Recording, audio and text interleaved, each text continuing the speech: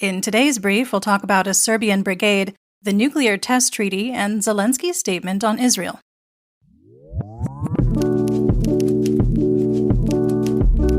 I'm Linnea, and today is Monday, October 9th, 2023. You're listening to the Ukraine War Brief podcast, where we bring you up to speed on the war in Ukraine in about 20 minutes or less. Let's get started with the news from the front. The General Staff of the Armed Forces of Ukraine, or GSAFU, reported that Russian losses over the weekend included 46 tanks, 44 armored combat vehicles, or ACVs, 40 artillery systems, 2 multiple launch rocket systems, or MLRS, 3 anti-aircraft systems, 32 unmanned aerial vehicles, called UAVs or drones, and 1,540 personnel. While losses on Friday and Saturday were relatively consistent, they were much lower on Sunday. Among the possible explanations for the difference are incomplete reporting and a relative lull in offensive operations. The GSAFU reported that Russian forces attempted to advance on fronts in Kupiansk, Liman, Bakhmut, Marinka, Shakhtarsk, and Zaporizhia, but none of the attempts were successful.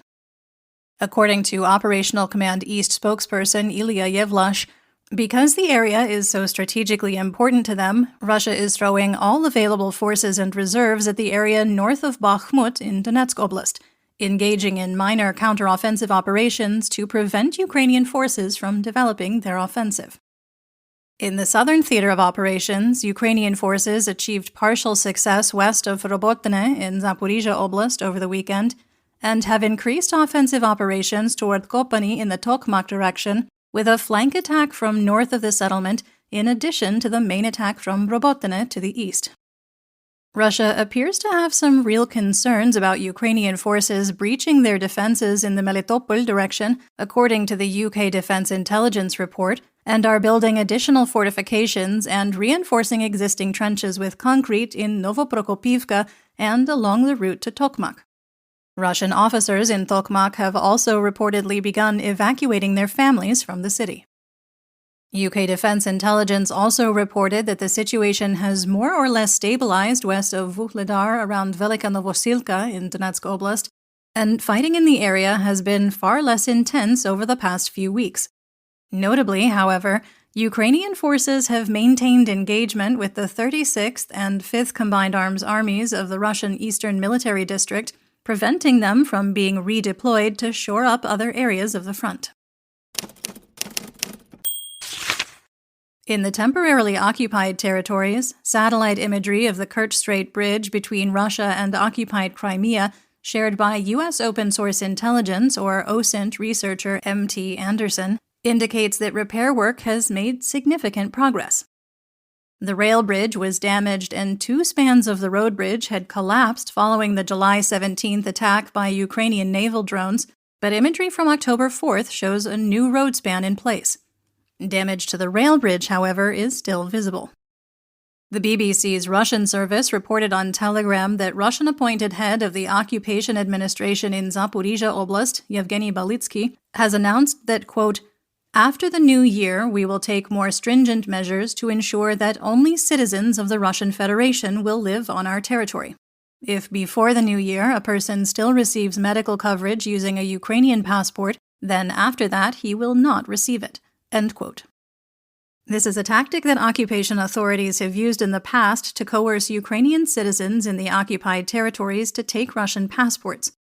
And Ukrainian authorities have stated that citizens in the occupied areas can take Russian passports if not doing so would be dangerous and put their lives at risk.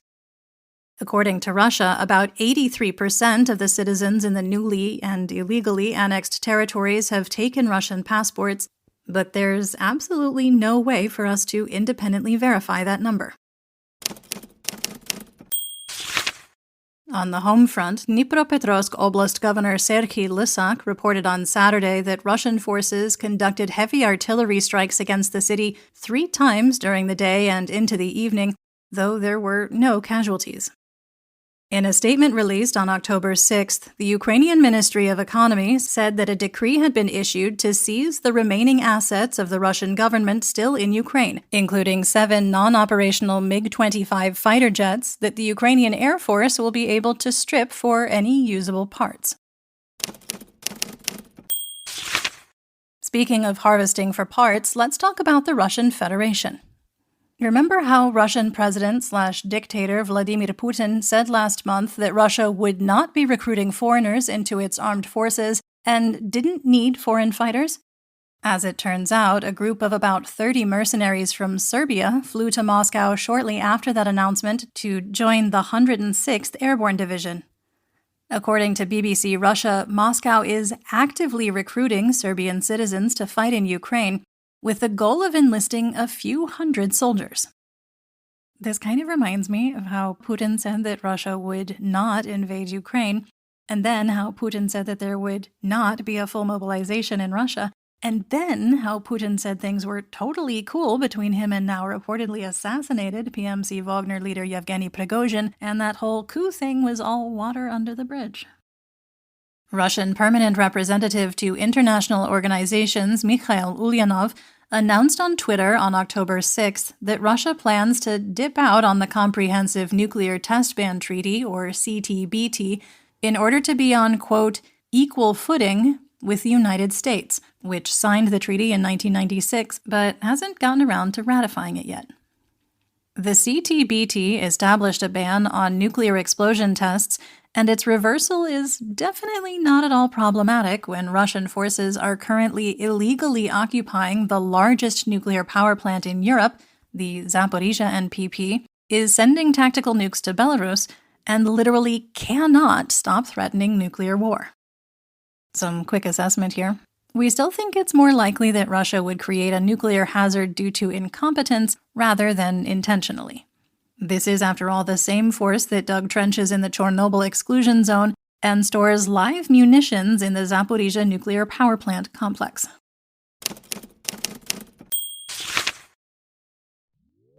If you're enjoying the episode, please rate us and leave a review on whatever podcast platform you're listening on. If you have any questions, comments, or concerns, please feel free to reach out to us via email at social@borlingon.media. That's BORLINGON.media. In news worldwide, Ukrainian President Volodymyr Zelenskyy issued a statement in response to the deadly terror attack in Israel on Saturday morning, saying, quote, terror should have no place in the world, because it is always a crime, not just against a specific country or this terror's victims, but against humanity in general and our entire world. Anyone who resorts to terror commits a crime against the world. Whoever finances terror is committing a crime against the world. The world must stand united and in solidarity so that terror does not attempt to break or subjugate life anywhere and at any moment. Israel's right to self-defense is unquestionable. All details surrounding this terrorist assault must be revealed so the world knows and holds accountable everyone who supported and helped carry out the attack. End quote. President Zelenskyy announced on Twitter that Germany would be providing Ukraine with another Patriot air defense system, saying, quote, I'm grateful for Germany's support in defending our freedom and people. This is also the defense of Europe and our shared values. End quote. Europol, the European Union Agency for Law Enforcement Cooperation, has joined the team investigating international crimes committed in Ukraine, and will provide analytical and forensic support to the other members of the joint investigation team, facilitate the collection and analysis of OSINT data, and make available their expertise in the field of war crimes, crimes against humanity, and other international crimes.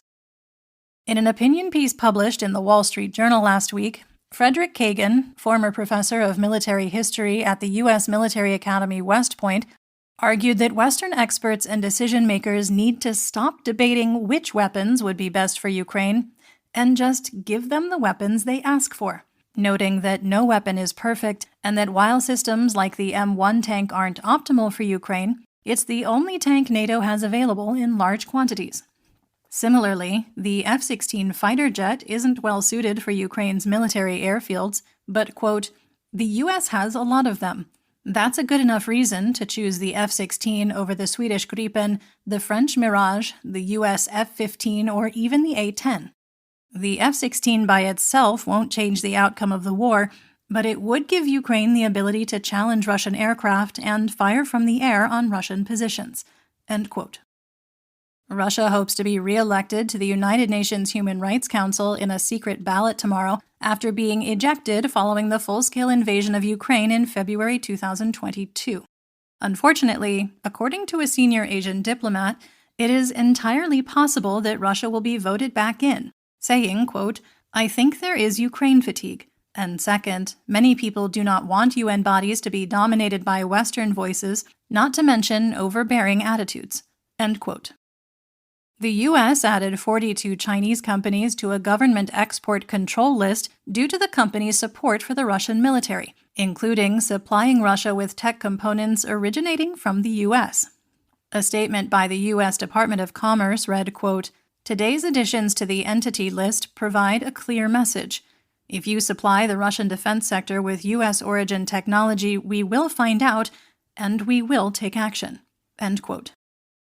7 other companies from Finland, Germany, India, Turkey, the United Arab Emirates, and the UK were also added to the list. Despite drama in the U.S. Congress, the Biden administration is expected to announce a new weapons package for Ukraine this week, using some of the remaining $5.4 billion in presidential drawdown authority the Pentagon found after correcting an accounting error. The Presidential Drawdown Authority enables Biden to pull equipment from existing U.S. stocks to provide to other nations as necessary. Russian private military company, or PMC Wagner, had more than one coup up their sleeve. President of Moldova, Maia Sandu, said in an interview with the Financial Times that the mercenary group's leader, Prigozhin, had planned the coup earlier in the year, and Russia is smuggling money into the country reportedly to bribe voters ahead of a series of elections in order to topple Sandu's pro-Western government. The Beyond Parallel project of the U.S. Center for Strategic and International Studies has observed a sharp uptick in freight traffic between North Korea and Russia, following the meeting between the two dictators back in September, noting that a satellite image from the 5th of October of a railway facility in Tumangong on the North Korean side of the border between the two countries shows an unprecedented number of freight cars, 74 in total. Beyond Parallel also reported that developments at the rail facility indicate that North Korea is likely planning to expand the facility.